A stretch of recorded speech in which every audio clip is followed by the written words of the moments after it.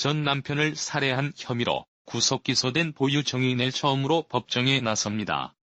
앞서 열린 공판 준비길에는 출석하지 않았지만 정식 재판은 출석할 의무가 있는 만큼 모습을 드러낼 전망입니다. 시신 없는 재판일을 이번 사건 주요 쟁점 짚어보겠습니다. 승재현 형사정책연구원 연구위원 김지혜 변호사 나오셨습니다.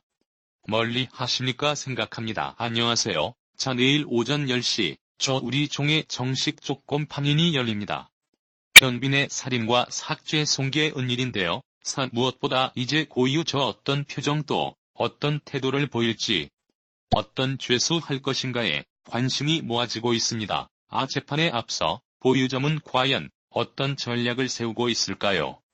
사실 이제 형사재판에서 특히 살인사건에선 두 가지 전략이 나오는데 첫 번째는 유전이 아무 죄냐라는 전략과 만약에 유죄가 된다면 양형에서 어떻게 유리한 판단을 받을 것이냐라는 두 가지 전략으로 이제 접근할 건데 지금 현 상황에서는 사실 고유정 측에서도 살인에 관한 일정 부분에 대해서는 자백을 했는 부분도 있고 워낙 창업 정황 정도가 강력해서 살인 자체에 대한 무죄를 주장하기는 조금 좀 어려운 부분이 있을 것 같습니다.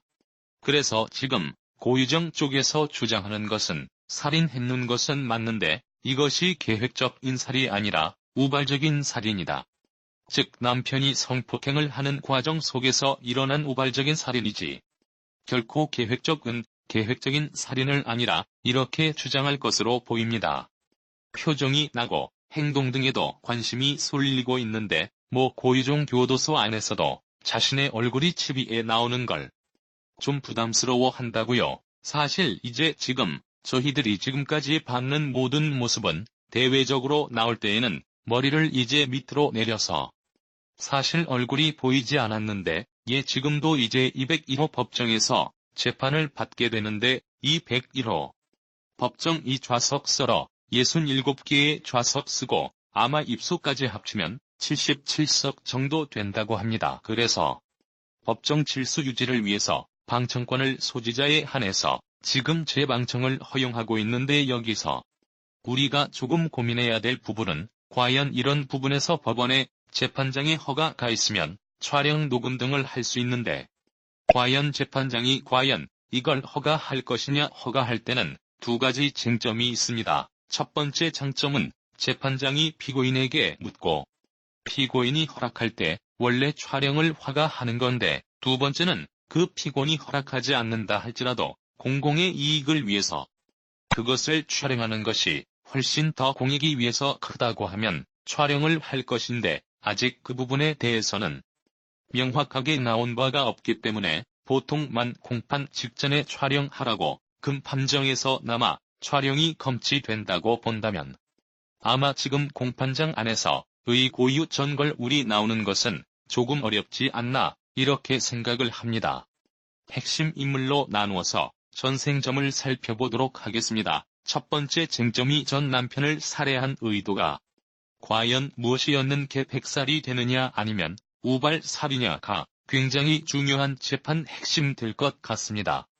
검찰은 적개심이라는 단어를 사용했습니다. 전 남편에 대한 적개심을 가지고 보유정이 계획적으로 살인을 저질렀다는 이야기이고요. 사 변호인은 그런 어떤지 모범죄는 아니고 다만 이 성폭행 시도가 있었기 때문에 그에 대한 대응으로서 우발적 범행이 이루어진 것이다라고 주장을 하고 있는데 지난번에 공판 준비 기일이 있었습니다.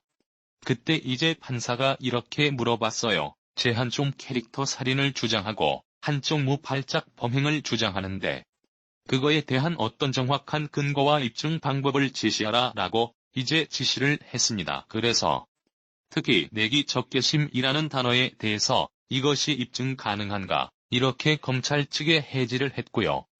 내 변호인 측에는 그러면 미리 다 검색하고 물품을 다 배송받고 그 다음에 문자 메시지를 조작하고 이런 부분은 좀 어떻게 사용할 것이냐에 이렇게 구체적으로 질문을 던졌기 때문에 아마 이번 첫 공판길에도 그거에 대한 변호인과 도검찰 측의 해명이 우선되지 않을까 싶습니다. 그 부분에 대해서도 잠시 뒤에 자세하게 얘기를 나눠보도록 하고요. 앞서고 유정은 범행 과정에서 다친 곳으로 추정되는 자신의 오른손에 대해서 증거 보전 신청을 했습니다. 이걸로 우발적 범행이 입증이 될 수 있을까요? 사실 그 당시 이제 일부에 신고를 해서 이게 증거 보전이 되는 건데요. 사실 증거 보존이라는 게 지금 범죄판을 진행하는 과정이 쓰는 아마 그 상처가 다 치료가 되기 때문에 재판정에 그 손을 내 이렇게 보일 수가 없잖아요. 그래서 먼저 증거 보존을 하고 난 다음에 재판정에 더 끌어안았던 그 상해, 가입보다 손해. 이제 자원이 있다는 걸 이야기를 하는 건데 이미 부분에 대해서도 경찰에서 조사를 했는데 이게 뭔가를 방어하기 위한 것이 아니라 그것을 공격하거나 혹은 자기가 자신이 만들어 놓은 그런 거 형태라는 게임 입증되었기 때문에 이 부분만으로 적증거 보존만으로 다섯발적 범행을 입증하기엔 다소 부족하지 않나라는 생각을 하게 됩니다. 우유 정부와 도변호인 실이 이렇게 나서고 있는 것 우발적인 범행이라고 나오고 있는 것들이 아무래도 이제 살이 쪄라도 우발적 범행과 계획 꼼짝을 양양해서 큰 차이를 보이지 않습니까? 그렇습니다. 계획적인 살인이라고 하는 건 미국에서도 1급 살인이라는 그런 지칭을 하게 되는데요. 굉장히 좀 죄질이 나쁘고 그 살인죄에 작용될 수 있는 그런 형량 중에서는 가장 또 중앙에 그렇게 처벌이 되는 편인 반면에 우발적 범행 같은 경우에는 동기천장 요소가 많기 때문에 아무래도 양형에 있어서 굉장히 좀 많은 감형을 받을 수 있는 요소가 있습니다. 그런 부분에 있어서 지금 어구의 정책은 끝까지 영발적 범행이라는 주장을 계속하고 있는 것이고 그에 이제 검찰을 계획적 살인이라는 주장을 하고 있는 것인데 문제는 이렇게 우리가 언론을 통해서 확인한 그런 증거들이 너무나 많은데 그 증거들이 다 하나같이 이것은 계획적 살인의 가능성을 매우 많다라는 것을 좀 입증하고 있지 않나. 를 드러나지 않은 것들도 있는 것 같아요. 그런데 대체적으로 우리가 좀 설명이 안 되는 이제 그런 부분이 아까 판사가 지적한 그런 부분이 있잖아요. 미리 검색을 했다든지 물품을 준비를 해 다든지 그 다음에 차까지 가져가서 이 시신을 옮기는데 사용을 했다든지 다음에 졸피뎀이라는 약물이 흔히 이렇게 우리가 펜션에 좁게 놀러갈 때 소지할 만한 그런 약물로 보이지는 않고요 등등등 해서 어이건 이제 굉장히 계획적인 살인을 가능성이 많다라는 것들을 증거들이 가리키고 있는데 그럼에도 불구하고 이런 적개심이란 부분이 잖아요. 가까이 어떤 동기로 이렇게나 첫날류에 대해서 이런 증오와 적개심을 갖게 되었는지에 대한 입증 문제는 여전히 남아있는 것으로 보입니다. 여기서 한 가지만 더 말씀드리며 언론에서 조건, 제5회 되는 부분이 있는데 고유정에게 이제 참작 않을 만한 동교로 감히 집행유예가 된다는 이렇게 말씀들을 주시는데 보통 우리 법정형에 는 사람을 살해한 자는 사형 무기 5년 이상의 징역 내년부터 30년까지 가고 지금 자체 소개까지 있기 때문에 5년에 45년까지 이제 법정형이 이제 보장되는데 우리 양형 기존에 보면 품위 그동기 유형의 5가지로 나누고 그게 따라서 이렇게 굉장히 세부적인 어떤 경향이 나오는데 첫 번째 제가 말씀드리고 싶은 것은 집행 후에는 살인미수에만 양연준이 집행유예가 있기 때문에 포주 연고 유정 사건의 집행유예가 될 수 있는 확률은 제로이라고 감히 말씀드리고 싶고 특히 참작할 만한 동계 가장 낮은 장이 3년 이에요. 3년 이후 가장 높은 형이 8년이니까 혹시 3년이 미집행 회가 가능하지 않을까라는 생각을 하는데 살인의 기술기 때문에 집행 후에 나올 순 없고 참 작동기 때문에 3년 이게 이제 죄들한테 고민이 되는 거예요. 과연 이렇게 참혹한 살인을 저질렀는데 3년이 타당할 것이냐라고 보는데 제가 봤을 때 우리 경우 사는 곳 전적으로 동의하듯이 이게 흔히 말해서 우발적 살인 될 수 있는 가능성은 적기 때문에 지금에서 우리가 생각하는 것은 보통 동기에 의한 살이 일목 볼 수가 있는 거예요. 가정불화가 있을 때 살해를 했을 명확하게 보통 동기인 살인이고 보통 동기 한 살인이면 7년에서 15년 무기상의 어떤 지역이 가능하기 때문에 검찰에서는 최고 구형을 할 것이고 거기에 대해서 법원도 적당한 책임에 합당한 형량이 부과되지 않을까. 그렇게 생각하면 정말 무척말로만 야하는 우발적 범행이라 하더라도 살인죄가 판명이 되면 집유유로 나올 가능성 없다. 내신 거죠. 난교전에 집유유에는 살인 미수에 만일 이 존재하고 이기에 앞서 변호사님께서 잠깐 말씀해 주신 남겨져 있는 증거들. 바로 이 부분이 저희가 짚어볼 두 번째 쟁점입니다. 고유정의 주장대로 우발적 범행이 라면 이돌피 대비 나고 맹물품 이런 사전의 준비일 부분들은 어떻게 설명이 됩니까? 그 방법 변호사님 말씀이나 이게 모르겠습니다.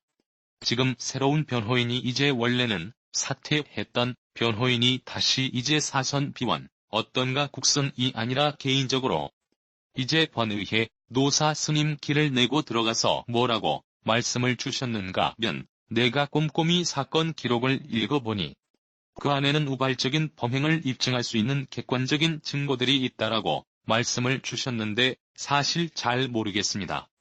지금까지 나와 있는 여러가지 정황을 보면 내용이 1000개 이상의 사전 검색이 들어오고 그 사전 검색에 언제부터 이루어지는가 하면 그 살인이 이루어지는 게 5월 25일인데 5월 25일 전부터 여러가지 어떤 검색이 나오고 좀 방송에 좀 부적절하지만 이미 언론에 나왔기 때문 말씀드리면 뼈의 무게라던가 뼈의 어떤 그 위치 그런 것들 다 확인하고 있기 때문에 파형 큰 검색이 이러한 사건과 연관 관계없이 가능할 것이냐. 그리고 졸담도 분명히 일주일 전에 졸피뎀 물 18km 떨어져 있는 병원에서 갑자기 감기로 1회해서 저희들이 이렇게 저수 200점 가지고 있다는 걸 알게 되는데 화인 졸지에 왜 좋은 필름을 왜 그렇게 했는지 그리고 마지막 한 가지는 문자를 분명히 조작을 하잖아요. 낭수연이 살해가 당하고 난 다음에 그 남편의 휴대폰을 이용해서 철집의 부인이 너 왜 나에게 성폭행을 했니? 라고 하니까 남편의 그 휴대폰을 이용해서 뭐라고 말하는가 하면 내가 성폭행하려는 건 잘못했어 고소하지마 라고 이야기하고 한 가지만 더 말씀드리며 그 다음날 그 고유 정씨가 고유중이가 뭐라는 가면 김포에 있는 집으로 굉장히 무서운 충기를 주문을 해요. 주문을 해서 그 흉기 같이 배까지 배달되는 그런 과정들이 있기 때문에 과연 이것이 우발적인 범행을 저지른 피해여성 이하 행동인지는 굉장히 저희들이 과하게 생각하는 부분은 분명히 있다라고 생각을 하는지 그런 부분에 대해서 배우는 게 어떻게 고답변한 저도 굉장히 공부를 하셔야 기 세 번째 장점은 이제 시신 없는 살인이라는 건데요. 부모 형사가 곧만 알아보셨겠지만 부정말처럼 자발적으로 살인을 저질렀다면 후에 이 시신을 이제 훼손하는 것 다른 사건과 비교해봤을 때 이런 행위가 가능했을까? 지 몸 안이 궁금한 부분이 있습니다. 사실 그 살인사건인데 살인사건 고유 중에 이미 살인사건 사김이 대한 자백은 해요. 그리고 지금 공판 준비길에서 사체 손괴와 그 다음에 훼손에 대한 부분도 일정 부분 자백하고 있는데 그런 어떤 물적 점거를 통해서 지금 김포에서 지금 압수된 어떤 특정 점검물에서는 그 피해자의 혈안과 벽가루가 나오게 되는 그런 과정이 있기 때문에 만약에 제주도에서 살해를 당한 피해자가 혐과 뼈가루가 김포에서 발견됐다. 그럼 보유 증인과 살인하지 않고는 여기까지 왜 나왔는지 그 점 건물에 그게 있었는지 저희들이 봤을 때 건 이해가 안 되는 거기 때문에 사체 없는 살인 사건이라 할지라도 지금 피고인이 자백을 했고 자백에 난 어떤 정황 증거가 명확하다. 면살인죄로 유죄 판결 받는 데는 그렇게 어렵지 않다고 정체가 2007년도 사례를 좀 예로 들고 이해해요. 이 사례에서 이제 A씨가 B씨를 살해를 했습니다. 그런데 A씨는 끝까지 자신의 범행을 부인했어요. 그리고 B씨의 시신이 발견되지도 않았습니다. 그런데 왜 A씨가 법정에서 살인을 인정받게 되었냐면은 구현인의 20cC가 그 이야기를 듣고 실씨가 들은 이야기를 진술하면서 그렇게 된 건데요. 일단 여러가지 정황 증거 첫 번째는 요 A씨와 B씨가 함께 살고 있었는데 그 B씨의 소지품을 D가 이제 사라지고 나서 전부 다 다소 박하거나 버리거나 이렇게 합니다. 다음에 두 번째는 B씨와 함께 살았는데도 불구하고 B씨를 찾지 않았어요. 그 다음 세 번째는 갑자기 아무 이유 없이 연예인 A씨 일가의 C씨를 데리고 선은 갑자기 중국으로 출국하는 그런 행동을 보입니다. 그러니까 이런 여러가지 정황 증거들만으로 법원은 이 A씨가 B씨를 살해했다고 인정을 했고 13년형을 선고한 그런 사례가 있습니다. 근데 이거 비춰보면 지금 고유 정치 사건은 훨씬 더 명확한 것이죠. 사공인의 진술로 일단은 살해한 사실 자체는 인정을 했고요.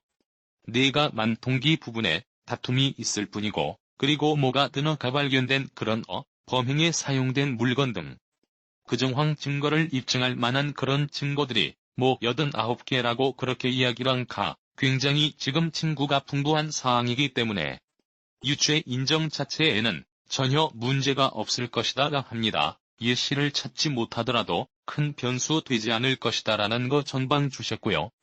이런 가운데 피해자 유족이 고유 저친권을 박탈해달라면서 법원에 소송을 냈습니다.